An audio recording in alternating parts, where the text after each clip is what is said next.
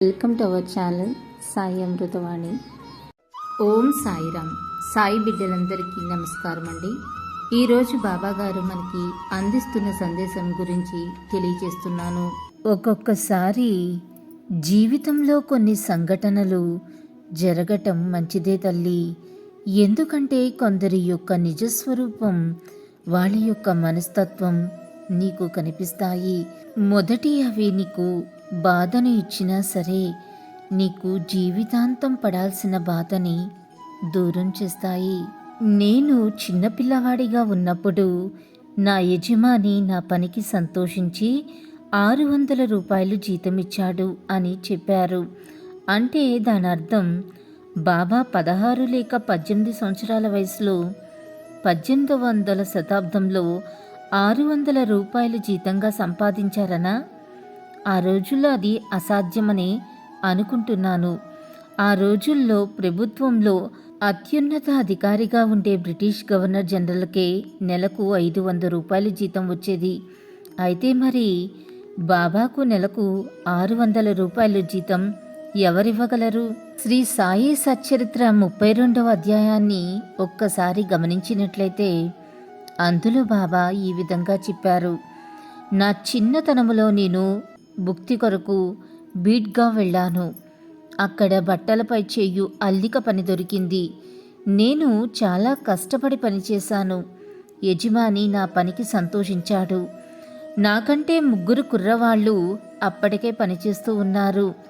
మొదటి వానికి 50 రూపాయలు, రెండవ వానికి 100 రూపాయలు, మూడవ వానికి 150 రూపాయల జీతం. నాకు ఈ 3 మొత్తములకు రెండింతల జీతం అనగా 600 రూపాయలు నా యజమాని ఇచ్చేవాడు. నా యజమాని సంతోషించి నాకు మంచి దుస్తులు, తలపాగా బహుకరించాడు. కానీ నేను వాటిని ఉపయోగించలేదు. వాటిని చాలా భద్రంగా దాచిపెట్టి ఉంచాను. మానవుడు ఇచ్చినది త్వరలో సమసిపోవును, దైవం ఇచ్చినది శాశ్వతంగా నిలుచును. బాబా చెప్పిన మాటలు, ఈ భౌతిక శరీరం మట్టిలో కలిసిపోతుంది. శ్వాస అనంతా విశ్వాసంలో లీనమైపోతుంది. నేనెక్కడికి వెళ్ళినా కూడా మాయ నన్ను బాధ పెడుతున్నది. నేనెల్లప్పుడూ నా భక్తుల యొక్క క్షేమం కోసం ఆతురత పడెదను. ఎవరికి తగ్గట్టుగా వారి కర్మఫలం వారు అనుభవిస్తారు. అటువంటి అవకాశాలు మరలా ఎప్పటికీ రావు. నా మాటలను గుర్తుంచుకున్న వారికి అమూల్యమైన ఆనందం లభిస్తుంది అని బాబా చెప్పిన ఈ మాటలను విశ్లేషించి దాని అంతరార్థాన్ని గురించి వివరంగా తెలుసుకునే ప్రయత్నం చేద్దాం. ఇక్కడ యజమాని అంటే భగవంతుడు. నెయ్యబడే బట్ట అంటే అర్థం మానవులని ఒక క్రమమైన పద్ధతిలో సరైన దారిలో నడిపించటం. తనకంటే పూర్వము పనిచేసిన 3 బాలురు అంటే సాయి యొక్క కిందటి 3 జన్మలు. 600 రూపాయలు జీతమనగా ఈ జన్మలో సాయి యొక్క కీర్తి, శక్తి, మహిమలు మరొక 600 సంవత్సరాల వరకు మరొక రూపంలోనికి మారటానికి ముందు నిలిచి ఉంటాయని అర్థం. మానవుడు ఇచ్చినది త్వరలో సమసిపోవును, దైవం ఇచ్చినది శాశ్వతంగా నిలుచునని బాబా చెప్పారు. ఈ సందర్భంలో ఆయన శక్తి మరియు కీర్తిని ప్రస్తావిస్తున్నాను.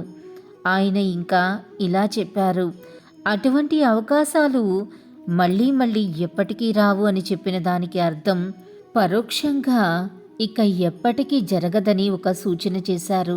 నేనెక్కడికైనా వెళ్ళినా, నేనెక్కడ ఆసీనుడైనా సరే అని ఆయన అన్నదానికి అర్థం బాబా మరలా తర్వాత నుంచి మరొక కొత్త రూపంలో జీవిస్తారు. నేను నా వారి కోసం ఆతురత పడెదను అని బాబా అన్న మాటలకు అర్థం తాను మరొక రూపంలోనికి మారినా కూడా తన భక్తుల యొక్క యోగక్షేమాలను నిరంతరం పర్యవేక్షిస్తూనే ఉంటానని. శ్రీ సాయి యొక్క సచ్చరిత్రలో బాబా చెప్పిన మాటలను తిరిగి ఒక్కసారి మళ్ళీ గుర్తు చేసుకుందాం. శ్యామాధవ్ తనకు 72 జన్మల నుండి అనుబంధం ఉందని బాబా చెప్పారు. లక్ష్మీ కాపర్దేతో తనకు క్రితం 5 జన్మల నుండి సంబంధం ఉందని కూడా శ్యామతో చెప్పారు. దురంధరే సోదరుల విషయంలో వారితో గత 600 సంవత్సరాల నుండి అనుబంధం ఉందని బాబా చెప్పారు. బాబా తన భక్తుల నుండి ధనురూపేణ దక్షిణకు బదులుగా అర్షడ్ వర్గాలను నవవిధ భక్తి నమస్కారాలను స్వీకరించేవారు. తన యజమాని నుంచి 600 రూపాయలను ఆయన తీసుకున్నారు. ఏ రూపంలో తీసుకున్నారు, దాని అంతరార్థం ఏమిటి అనేది మనం నెక్స్ట్ వీడియోలో తెలుసుకుందాం. అల్లా మాలిక్, అల్లా అచ్చా కరేగా. ఓం సాయిరామ్. ఇలాగే బాబా గారి సందేశం రోజు వినాలి అనుకుంటే మన ఛానల్ని సబ్స్క్రైబ్ చేసుకుని సపోర్ట్ చేయండి. అంతవరకు సర్వే జన సుఖినో భవంతు. Thanks for watching.